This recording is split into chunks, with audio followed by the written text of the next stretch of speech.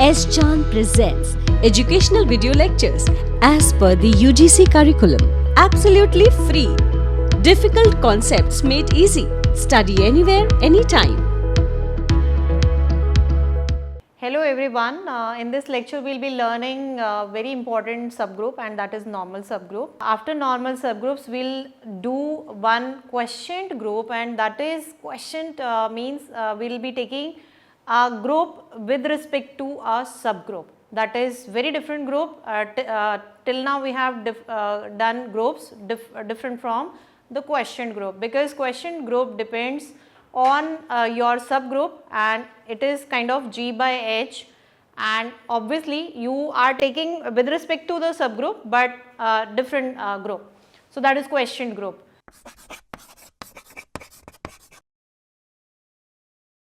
Welcome to S. Chand Academy. I am Dr. Seema Thakran. If you want to study quotient groups, normal subgroups in detail, please refer to the book by Vikas Publication. The e-book link is given in the description box below. And now let's start with first I'll start with normal subgroups. So you have studied subgroups, then you did cyclic subgroups also, and what exactly normal subgroup is. So I'll start with the definition. So normal subgroup,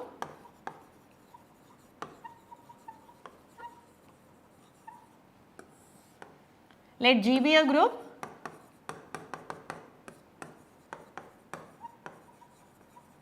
and obviously a subgroup will be normal if it has, or if it is already subgroup. Let this time I am giving it notation as N. N is a subgroup. We will call N, or we will say N is a normal subgroup if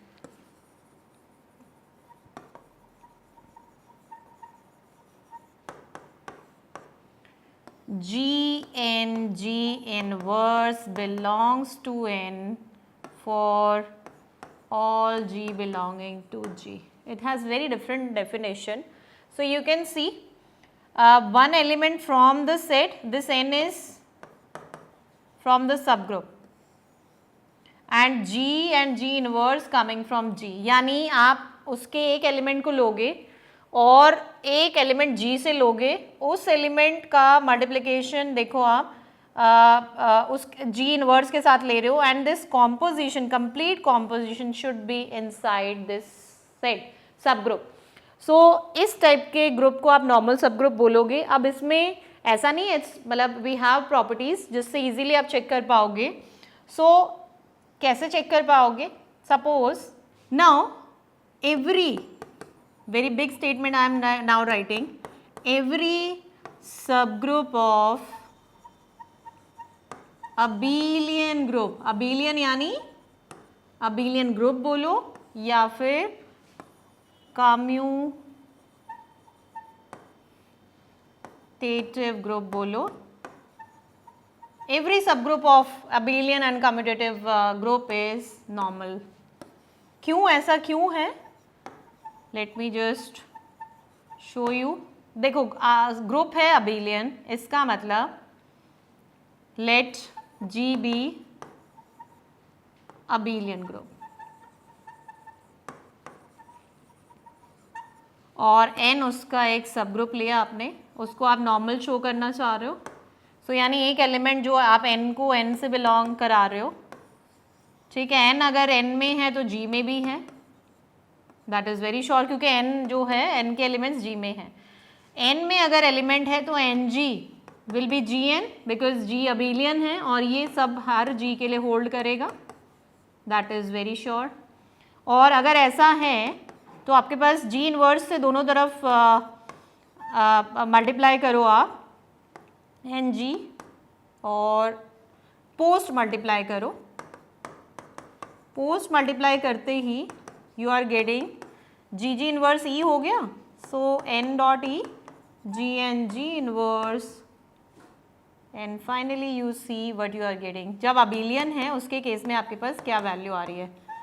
N की value G and G inverse के, N किसको belong कर रहा था, कहाँ से start किया था हमने? We started from n, तो यानी ये अल्टीमेटली किसको बिलोंग कर रहा है, n को। And this is the definition. इसका मतलब अगर आपके पास अबिलियन ग्रुप पता चल गया आपको, तो आपने उसका जो भी सब ग्रुप बनाया है वो हमेशा 101% नॉर्मल सब ग्रुप होगा। So this implies n is normal सब ग्रुप। और ये हम ऐसे ही रैंडम लेके चले थे, it means every, this implies every subgroup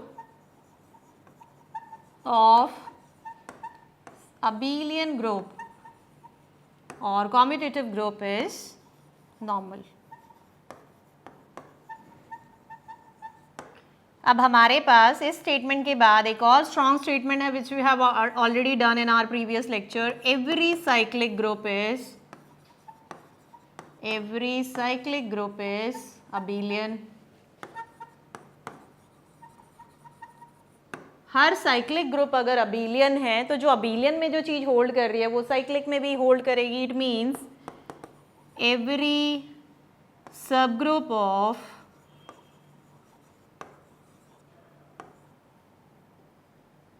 ये आपको बहुत पूछा जाता है, कुछ ग्रुप्स दिए होते हैं, कुछ सबसेट्स दे दिए जाते हैं, you are suppose to check कि वो नॉर्मल है या नहीं है। तो आपकी एक्चुअल चेकिंग पता है किस में होनी चाहिए, बिकॉज ऑफ दीज रिजल्ट्स, कि आपका एक्चुअल ग्रुप अगर अबिलियन या साइक्लिक हो तो आप एकदम से बोलोगे कि कोई भी सब ग्रुप है वो नॉर्मल हो जाएगा, no need to check complete theory. So every subgroup of cyclic group is normal.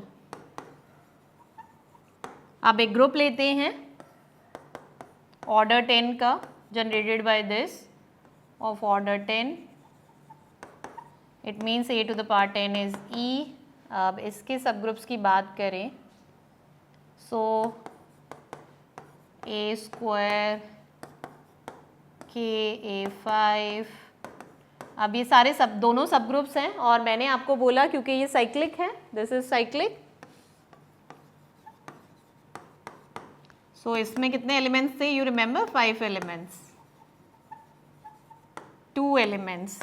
अब देखो यहाँ लैग्रेंज थ्योरम भी मैं आपको बताती हूँ, 5 है ना सब ग्रुप 5 ऑर्डर का है तो डिवाइड कर रहे हैं, यस, इट मीन्स बिल्कुल परफेक्ट है। 2 एलिमेंट आए, 2 5 10 को डिवाइड कर रहे हैं, it means Lagrange theorem perfectly okay है। और हमने जो किया है calculation that is also very perfect. तो लैग्रेंज थ्योरम का जो सीधा रिजल्ट है वो कभी फेल नहीं होगा, कन्वर्स फेल होता है, and but for cyclic it also holds. Then a2 a5 a10 बिल्कुल इसके एग्जैक्टली सेम आ जाएगा। So h and k are normal subgroups, so it becomes easy to check or write normal subgroups, are normal subgroups of G, which is this, and of order 10. Now moving to, अगर आपके पास G एक set है, एक another result state कर रही हूँ, G is a group, H is a subgroup, by chance अभी हमने किया था इंडेक्स, इट वॉज दिस। जिन जिन सबग्रुप्स के रिस्पेक्ट में ये वाली वैल्यू 2 आएगी ना, इंडेक्स का मतलब है इंडेक्स ऑफ एनी सबग्रुप 2। अगर इंडेक्स किसी भी सबग्रुप का 2 आएगा 101% H इज नॉर्मल सबग्रुप। यानी आप आराम से चेक कर लोगे कि इनके लिए 2 आ रहा है, 2 आ रहा है, और यू कैन से कि वो नॉर्मल सबग्रुप होगा। नाउ हमने किया था centre of a group. So centre of a group we have already done. क्या थी definition? Centre of a group की डेफिनेशन थी G ग्रुप, देन एक सेंटर मैंने डिफाइन किया था, इसको IG भी बोलते हैं, वहाँ पे मैंने Z राइट किया था, IG भी बोलते हैं। What exactly, what are the elements? वो एलिमेंट्स जो हर एलिमेंट के साथ कम्यूट करते हैं G के, ये भी एक नॉर्मल सबग्रुप होता है। क्यों? आप देखो यहाँ से, इट्स वेरी क्लियरली कम्यूट कर रहे हैं एलिमेंट्स। तो यानी आप अगर एक Z का एलिमेंट पिक करते हो, सपोज Z ही पिक कर लेते हैं, या you can take as A ले लेते हैं। अगर आप ए एलिमेंट पिक कर रहे हो तो ए में क्या खास बात है, पहली बात तो सेंटर से ले रहे हो आप, ए जेड से पिक किया, मैं जेड को नॉर्मल शो करना चाह रही हूँ, तो इट मीन्स मेरे पास जो प्रॉपर्टी है वो होल्ड कर जाए, दैट इज ए है जी ए जी इनवर्स एनी हाउ आ जाए, या फिर एक्स ए, बिकॉज एक्स ले रहे हैं हम यहाँ पे, सो एक्स ए एक्स इनवर्स कैसे ना कैसे जेड में बिलोंग कर जाए। कब बिलोंग करेगा ये, I will just go step by step. A belongs to Z implies A is in G, one thing, and A जो है वो AX is XA according to the property for all X in G। ये तो हमारा हम let करके चले हैं, let A is in Z। We have to show that X A, या फिर आप G भी ले सकते हो, इट हार्डली मैटर्स, G ही लेते हैं बिकॉज X ऑलरेडी है उसमें, G A G इनवर्स को बिलोंग कराते हैं Z के अंदर, ठीक है। Z कहाँ से है, G Z G से। अब कैसे बिलोंग होगा ये, step by step. G A G inverse पहली बात तो G में बिलोंग करना चाहिए, पहले इसको चेक कर लेते हैं। So G A G inverse clearly belongs to G, because ये Z का, Z किसके अंदर है, G के अंदर, G और G ऑलरेडी इसके अंदर है, तो ये completely as G is a group, कोई प्रॉब्लम ही नहीं है, G और G इनवर्स ऑलरेडी G के अंदर है, G में बिलोंग कर गया। नाउ द पर्पस इज कि यहाँ पे इसकी जो कम्यूटिंग है वो X के साथ कम्यूटिंग, तो यानी लास्ट टू शो कि G A G inverse X किसके इक्वल आ जाए, X इंटू जी ए जी इनवर्स के, और इसके लिए अब आप देखो हमारे पास था x a equal to a x, x a equal to a x किससे मल्टीप्लाई करें, पहले G से मल्टीप्लाई कर लेते हैं, और then we can post multiply it by G inverse, just balance the terms। XA को I can write as AX and यहाँ पे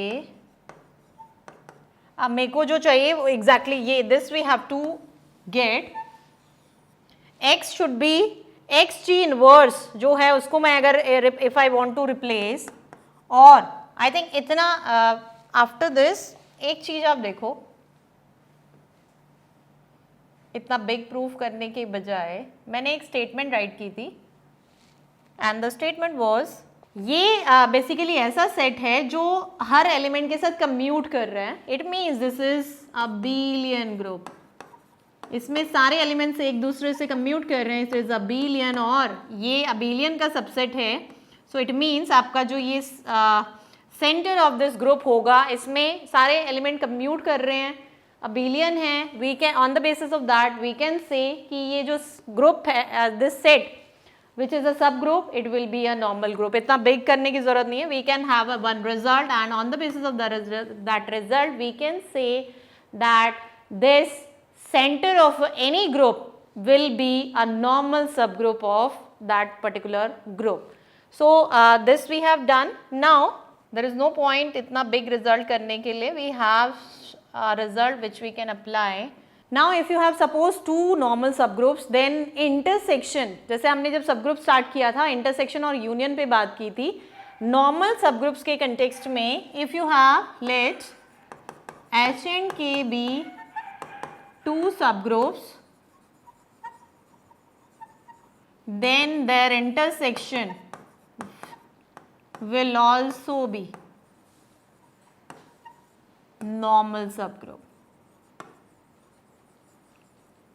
दो लाइन का प्रूफ है, बिकॉज आपको ऑलरेडी आपको पता है कि एच एंड के नॉर्मल सबग्रुप्स हैं, इसका मतलब यहाँ का कोई एलिमेंट पिक कर रहे हो, यहाँ का एलिमेंट कोई पिक कर रहे हो, वो नॉर्मल सब ग्रुप है। यानी अब अगर आपको इसमें बिलोंग कराना है, एक एलिमेंट इसका पिक कर रहे हो आप H इंटरसेक्शन K का, आपको शो करना है जी एक्स जी इनवर्स बिलोंग कर जाए इंटरसेक्शन में 101%। आप देखो ये नॉर्मल है तो ये इसमें बिलोंग करेगा, ये भी नॉर्मल है तो भी बिलोंग करेगा, और जब दो सेट्स के अंदर ये चीज आ रही है तो उनके इंटरसेक्शन में भी जरूर आएगी as gx g inverse belongs to h gx g inverse, क्योंकि आपने इंटरसेक्शन का एलिमेंट उठाया है ना, और वो इंटरसेक्शन में भी बिलोंग करेगा, बिकॉज आप कोई भी एलिमेंट इंटरसेक्शन का उठा रहे हो तो यहाँ से क्या इंडिकेशन आ रहा है कि वो एलिमेंट दोनों में है, और एनी हाउ दोनों क्या है, नॉर्मल सब ग्रुप है, तो नॉर्मल है तो वो इसमें भी बिलोंग करेगा, इसमें भी, इंटरसेक्शन में भी बिलोंग करेगा, and on the basis of that clearly we can say कि इंटरसेक्शन हमेशा नॉर्मल सब ग्रुप होगा.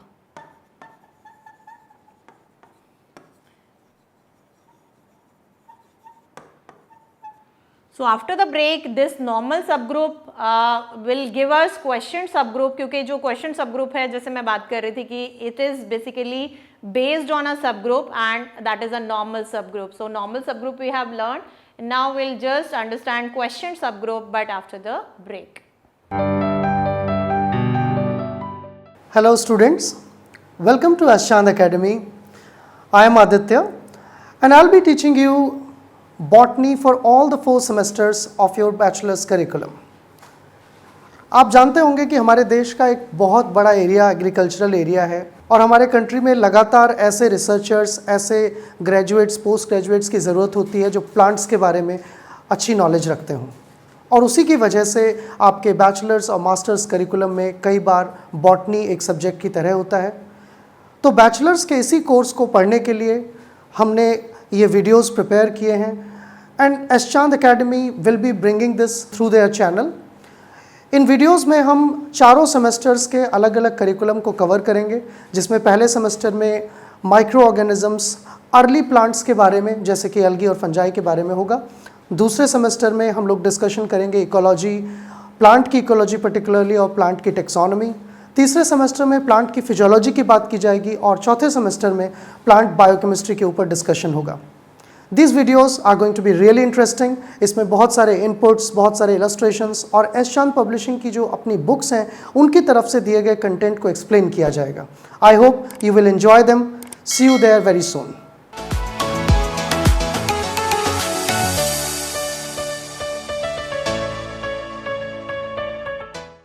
Welcome back to Ashchand Academy. So before going to the break, we did normal subgroups, and now we'll be understanding what are quotient groups. So first I write the definition, then I'll make you understand what are quotient groups, and they are totally based on normal subgroups. So let G be a group. Composition, anyhow, if I write or not, it just understood that the G is a group with respect to some composition. That is very clear. Anyhow, in books you will see that they write G be a group only, and let N be a subgroup, normal subgroup. This time I am using normal subgroup. So it means for quotient subgroups, normal subgroup is very important, and how you write and how you define this set. This is basically, the notation is G by N, and we write this, and did you notice now what is Na? I taught you what are left cosets, right cosets. If you are writing this element on this side, it means this is right coset. It means G by N, the quotient group, is basically the set of right cosets. Anyhow, I can write this as A N also, but that will be just the same thing. There will be no difference. So I am using this definition for defining quotient groups. So this is anyhow. Right now I have defined only a set. I'll be showing you what is how the closure property holding in this, then closure associative, then what is the identity element in this particular set, because it is a new set, and how you will be finding the inverse of each element in this set, whether, and I'll be checking quotient group is abelian, commutative or not. So let's start with, to show, I'll be showing that this is a group. to show that G by N is a group. क्या properties हैं? यहाँ पे कोई shortcut आप नहीं लगा सकते because आप कोई सब ग्रुप नहीं है, ये just a different set. Otherwise अगर ये कोई ऐसा सेट होता जो लिंक कर पाते then we could have like कुछ प्रॉपर्टीज यूज करके we could have make it smaller. Now G by N is a group. First thing is how and why it is non-empty. First thing is G by N is non-empty. It means एक sure element इसमें belong कर रहा है. जब भी आप किसी set को ग्रुप शो कर रहे हैं आप नॉन एम्प्टी पहले चेक कर रहे हैं. So let me just tell you कि which element is for sure and that is E belongs to G and NE that will become N only. ये एलिमेंट आपका G by N में 101% आएगा. So this is the element जो it will exist every time because आप group ले रहे हो और ग्रुप में आइडेंटिटी होगी और आप नॉर्मल में भी आइडेंटिटी है. तो N into E and that is complete N, the complete normal subgroup. So it means this element will always surely belong to G by N. Now moving to the closure property, and closure property, two elements I am picking and suppose X, Y, G by N. इसके elements आप I hope you have observed कैसे elements हैं. So X will be some this type of element and Y will be NB और A और B किसको belong करेंगे? Obviously the big set, big group and the complete big set. Multiply करिए. X, Y will be NA, NB. Normal में आप इसको N will become NAB, एक single उसमें आप कंबाइन कर सकते हो. NAB, अब ये एलिमेंट सिंगल किसको बिलोंग कर रहा है? G को. इट मीन्स इसको आप कुछ NC भी कर सकते हो. इट मीन्स ये किसको बिलोंग कर गया? G by N को. बिकॉज G by N के एलिमेंट्स में N के साथ एक एलिमेंट G का आपको चाहिए. That's it, nothing else. So G by N को बिलोंग कर रहा है. It means closure property holds. So X, Y, I can say closure property holds. X, Y, X, because X and Y random elements you picked up, so closure property holds. अब आपको मैंने कई बार काफ़ी बार हम ये डिस्कस कर चुके हैं कि अगर क्लोजर होल्ड कर रही है तो एसोसिएटिव ऑटोमेटिकली होल्ड करती है. So I will not be showing it. वो automatically it will be true because आप 3 एलिमेंट ले लो. थोड़ा डिफरेंट सेट है. 3 एलिमेंट आपने लिए क्योंकि ये G में अगर एसोसिएटिव होल्ड कर रही है तो इसमें भी ये होल्ड करेगी. सो NA और NBC and then it should be equal to, first you combine the first two with the third one. ये क्या बनेगा आपका? Ultimately N will be a single और NABC और यहाँ पे बिकॉज एसोसिएटिव G में होल्ड करती है तो उस प्रॉपर्टी बिकॉज G में एसोसिएटिव इन एलिमेंट्स के लिए होल्ड कर रही है तो वो आपका G by N में भी ऑटोमेटिकली होल्ड करेगी because of the fact. Now आते हैं इंपॉर्टेंट स्टेप पे and that is in each and every group identity element is very important word. अब आइडेंटिटी कैसे सर्च करेंगे? पहले लेते हैं एक एलिमेंट. आई एम सेइंग एक एलिमेंट लिया G by N से. सो X इज योर दिस. ठीक है. अब आई एम सेइंग कि NE which is N is the identity element जो कि फॉर श्योर एलिमेंट एग्जिस्ट कर रहा था. अब आप क्या करो, इस X को N इससे X को आप किससे मल्टीप्लाई करोगे? N से. X is NA and this is NE. क्या आ रहा है आपके पास अल्टीमेटली? A एंड ये क्या है?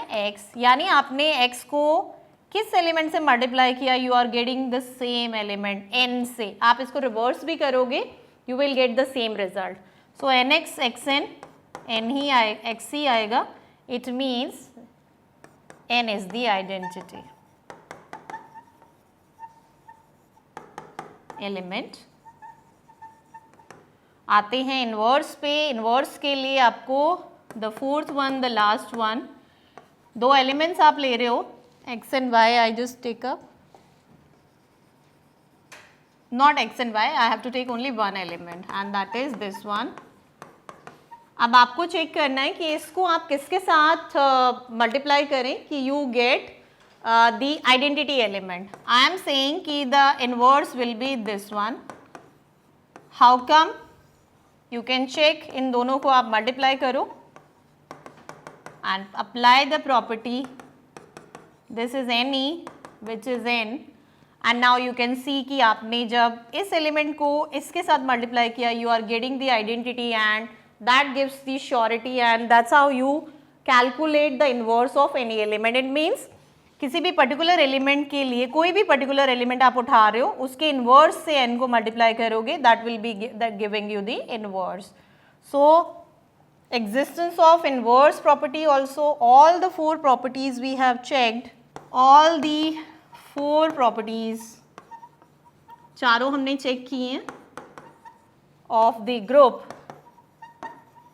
holds good in G by n, जो कि आपने ऐसा ये this is the set. Anyhow there is no condition, आप इसको an भी राइट करोगे, it will make or it will be just same way you can show कि वो भी ग्रुप आएगा. It means G by n में there is no problem, आप उसको a n भी राइट करोगे, it will give you the left cosets, number of left cosets, and this how you are getting the right cosets, क्योंकि आपने subgroup, because normal subgroup is also a group, subgroup also. So आप जब left right में multiply कर रहे हो, right cosets consider कर लिए, लेफ्ट में कर रहे हो तो left cosets. Any how the proof and the definition and the group showing जो हमने किया है वो सेम रहेगा. इट जस्ट एलिमेंट जो है लेफ्ट और राइट का डिफरेंस रहेगा. Now the last thing is, इसके ऑर्डर पे अगर हम बात करें, बिकॉज ये यहाँ से बहुत ही क्लियर है. ऑर्डर का मीनिंग क्या है? Number of elements in a group. So number of elements in a group, और ये बेसिकली किसके इक्वल होता है? Order G by order n. आपको याद हो ये मैंने इंडेक्स में भी यूज़ किया था, यानी ये अल्टीमेटली इंडेक्स के इक्वल है. It means this will give you number of distinct, right बोलो या लेफ्ट, बिकॉज मैंने यहाँ राइट कंसिडर किया है. सो number of distinct right cosets. So quotient groups का कनेक्शन कंप्लीटली राइट कोसेट्स और लेफ्ट कोसेट्स से है. And this new set is basically formed using the right cosets. आपने देखा जब आपने left cosets और right cosets लिख रहे थे, वो कोई ग्रुप या कुछ फॉर्म नहीं कर रहे थे. बट द वे यहाँ पे अगर ये जो आपने H से मल्टीप्लाई किया था, H was just a सब ग्रुप, तो वहाँ पे जब आप कोसेट राइट कर रहे थे लेफ्ट और राइट, वो सब ग्रुप नहीं आ रहे थे. लेकिन पर्टिकुलरली इस नॉर्मल सब ग्रुप की प्रॉपर्टी ने हेल्प किया कि जब आप इस टाइप के सब ग्रुप्स, इसको कोसेट भी बोल सकते हो आप, राइट कोसेट, ये वाले कोसेट्स क्यों सब ग्रुप होंगे? बिकॉज आप इसको मल्टीप्लाई कर रहे हो एक नॉर्मल सब ग्रुप से. So this is the question group we did, and we have done that this is a group. It is somehow giving you the right cosets and left cosets, and those are subgroups. So in this lecture we have learned normal subgroup and how to check whether a subgroup is a normal subgroup or not, and on the basis of the normal subgroup we see how we define a new group, that is G by n, that is a quotient group, and that was giving us cosets which were subgroups. If you want to study normal subgroups and quotient subgroups in detail, please refer to the book by Vikas publication. The e-book link is given in the description box below. Don't forget to share, like and subscribe S Chand Academy. Don't forget to press the bell icon for the future updates. Stay connected, stay tuned. Thank you.